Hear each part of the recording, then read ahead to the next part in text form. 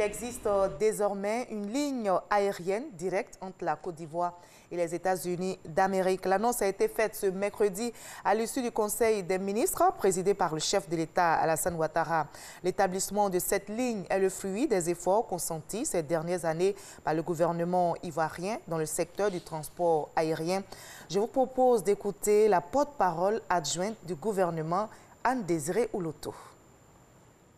3 vols hebdomadaires relieront désormais directement et sans escale la Côte d'Ivoire aux États-Unis.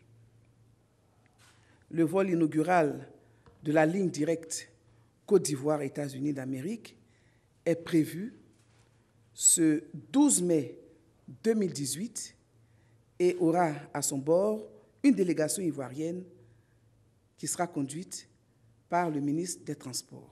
Cette liaison offrira plusieurs avantages. Le premier avantage, c'est que cette liaison facilitera les échanges de partenariats économiques entre la Côte d'Ivoire et les États-Unis d'Amérique. Et deuxièmement, contribuera à faire participer nos compatriotes installés dans les États d'Amérique du Nord au développement de notre pays, au développement de leur pays. La sécurité alimentaire sur le continent africain. La question fait l'objet de réflexions à une rencontre organisée ici même à Abidjan par l'ONG CARE International. Les participants venus de plusieurs pays proposent comme solution, entre autres, l'autonomisation de la femme rurale. Il faut accompagner et aider les femmes agricultrices dans les zones rurales pour une sécurité alimentaire sur le continent africain.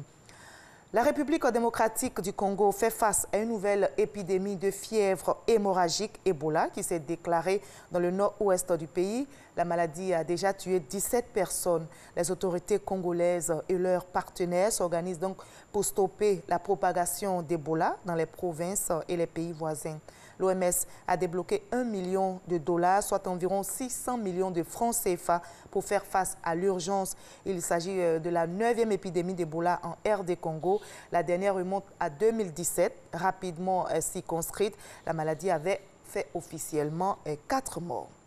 On va terminer par la Centrafrique où les banques, les administrations, la plupart des établissements scolaires publics et quelques magasins sont restés fermés ce mercredi.